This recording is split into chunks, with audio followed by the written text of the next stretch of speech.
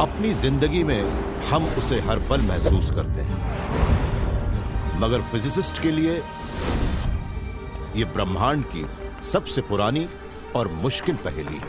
आखिर ग्रेविटी हर चीज को अपनी तरफ क्यों खींचती है? अब एक बिल्कुल नई थियरी इस सवाल के जवाब के काफी करीब पहुंच चुकी है। क्या ग्रेविटी इस रूप में कोई दूसरी फोर्स है? यह एक होलोग्राफिक रियलिटी का अक्स या चौंकाने वाली मिराज तो नहीं है?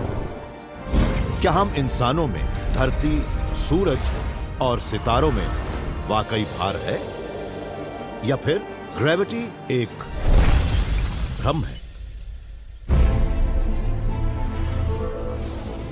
स्पेस, टाइम और खुद जीवन, जानिए ब्रह्मांड के रहस्यों को थ्रू द वर्म होल।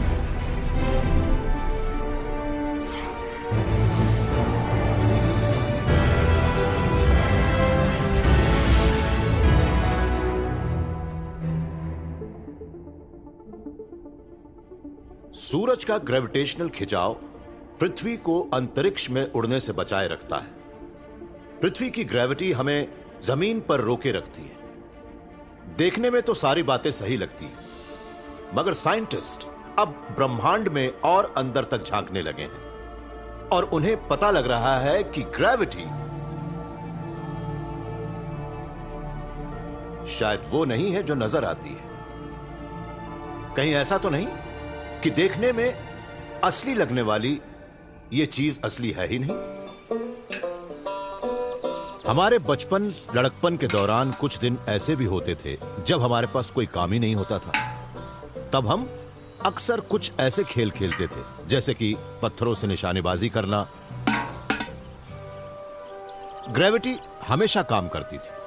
मैं जो भी चीज गिराता था हमेशा उसके नीचे गिरने की ही उम्मीद करता था।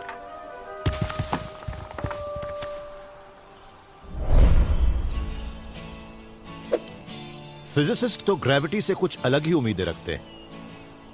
वो मानते हैं कि वो एक फंडामेंटल फोर्स है, ब्रह्मांड की मशीनरी का एक अहम पुर्जा है।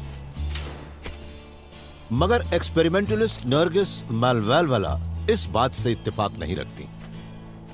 अगर ग्रेविटी सचमुच एक फंडामेंटल फोर्स है तो ब्रह्मांड में हम चाहे जहां भी देखें वहां मास वाली हर चीज को एक ही तरह से इंटरैक्ट करना चाहिए।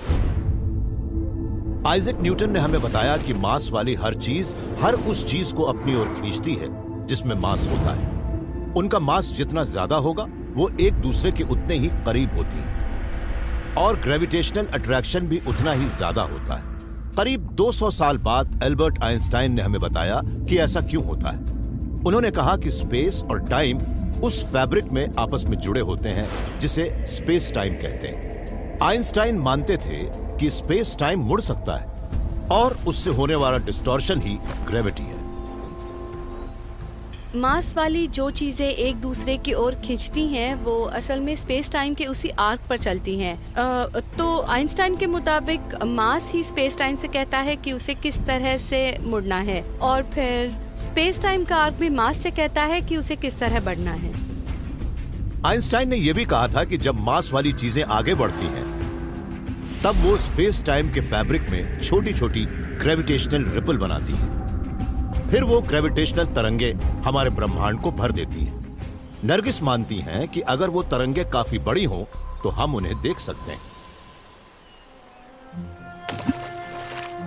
अगर मैं किसी तालाब के बीच में एक सेब गिराती हूँ तो उससे बनने वाली लहरें मुझे किनारे पर नहीं दिखेंगी क्योंकि वो किनारे तक नहीं पहुँच पाएंगी। फिक्र मत कीजिए नरगिस, ब्रह्मांड में तो सेब से कहीं ज्यादा बड़ी चीजें होती हैं जो वहां तूफान ला सकती हैं।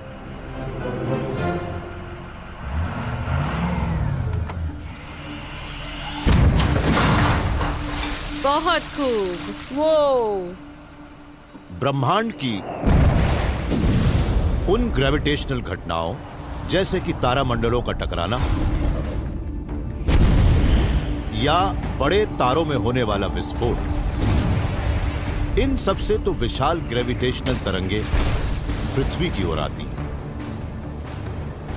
नरगिस ने उनका पता लगाने का एक तरीका ढूंढ लिया है और इस काम में उनके साथ हैं माइकल एंड्री।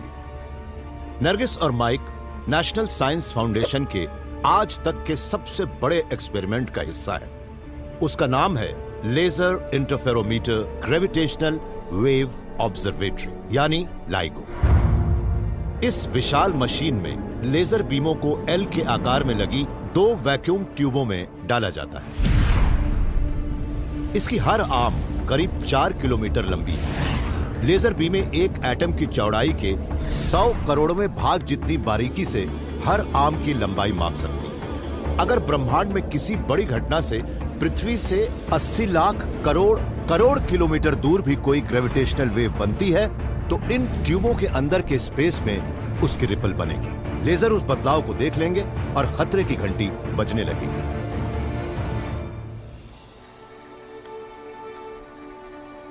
करीब 10 साल तक ब्रह्मांड से आने वाली आवाजें सुनने के बाद लाइगो ने झींगुरों की आवाज रिकॉर्ड की।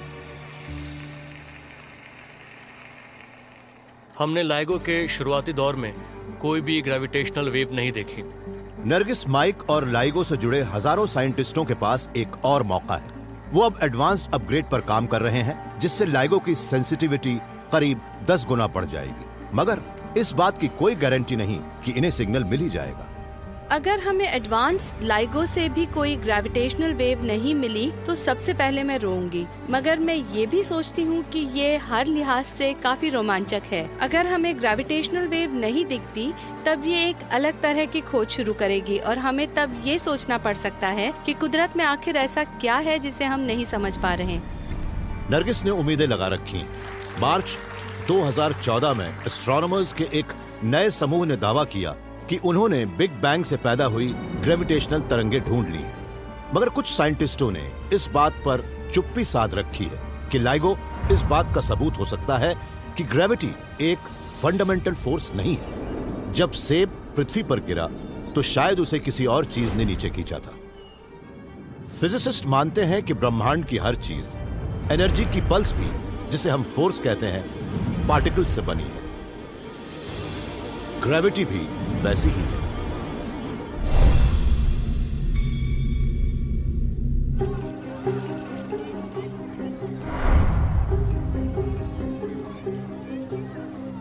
ज़्वी बर्न एक पार्टिकल फिजिसिस्ट हैं और इनकी सोच बिल्कुल ही अलग है। ये इस बात की कल्पना कर रहे हैं कि अगर बॉलों को सब एटॉमिक पार्टिकल्स जितना बड़ा कर दिया जाए और इसे क्वांटम मैकेनिक्स के नियमों से खेला जाए तो मिनी गोल्फ का गेम कैसा हो सकता है।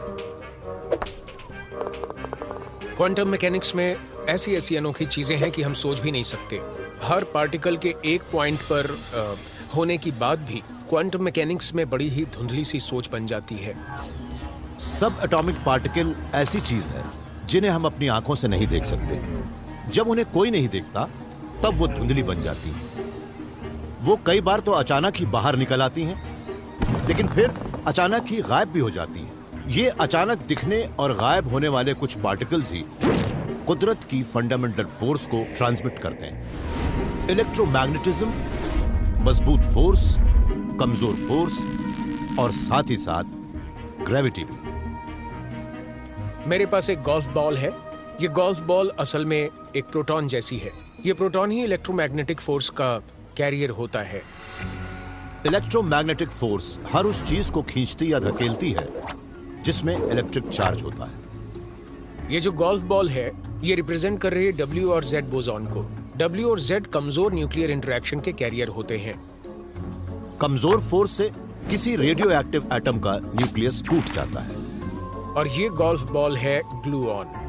ग्लूऑन एक मजबूत न्यूक्लियर इंटरेक्शन का कैरियर होता है। मजबूत फोर्स से पार्टिकल एक दूसरे से जुड़ते हैं जिससे एक एटॉमिक न्यूक्लियस बनता है। ग्रेविटी भी एक पार्टिकल के सहारे ही चलती है, पर आज तक किसी ने भी इस ग्रेविटेशन को नहीं देखा है। सच तो यह है कि जब फिजिसिस्ट ये हिसाब लगाने की कोशिश करते हैं कि थियोरेटिकल ग्रेविटेशन कैसे काम करता है, तब अक्सर वो मैथ की एक भूल भुलैया में भटक जाते हैं। ग्रेविटी जिस तरह से काम करती है, असल में वो एक बड़ी ही कॉम्प्लिकेटेड थियरी है।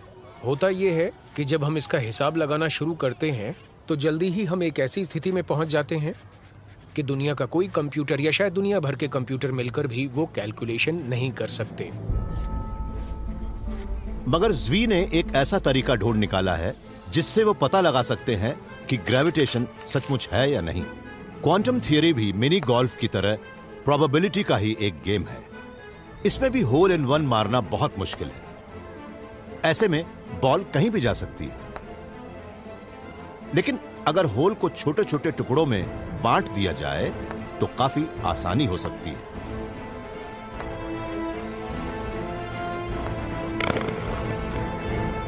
अपने कुछ साथियों के साथ हमने एक नई सोच विकसित की है जिसे हम यूनिटैरिटी मेथड कहते हैं। हमारा ये मानना है कि हम इन इंटरैक्शन, इन कॉम्प्लिकेशंस की बड़ी प्रॉब्लम को लें और उसे छोटे छोटे हिस्सों में बांट दें। फिर हम इन छोटी प्रॉब्लम को सॉल्व करके उन्हें साथ मिला दें तो हमें शायद उस बड़ी प्रॉब्लम को एक बार में सॉल्व करने से ज्यादा आसानी होगी। जब ज़्वी और इनके साथियों ने यूनिटैरिटी मेथड का इस्तेमाल किया तो इन्हें बड़े चौंकाने वाले नतीजे मिले। हमने ग्रेविटॉन के बारे में देखा कि हम बड़े सटीक तरीके से उसे ग्लूऑन की 2 कॉपी कह सकते हैं। यही एटम्स के न्यूक्लियाई को मजबूत फोर्स की मदद से जोड़े रखता है। मगर ज़्वी और इनके साथी मानते हैं कि ग्लूऑन ही ग्रेविटी की भी वजह हो सकते हैं। इनके मुताबिक ग्रेविटॉन असल में ग्लूऑन की एक जोड़ी हो सकता है। सब कुछ हमारी समझ में आने लगा था। हमें वो साफ साफ दिख रहा था। हमारे लिए वो यूरेका मोमेंट था। हम अब उसे अच्छी तरह समझ चुके थे और हम जो कुछ देख रहे थे वो हमारे लिए भी एक चौंकाने वाली बात थी। हमें शुरू से ही लग रहा था कि ऐसी कोई बात सच हो सकती है, मगर वो जिस तरह से काम कर रही थी वो हमारे लिए ज्यादा चौंकाने वाली बात थी।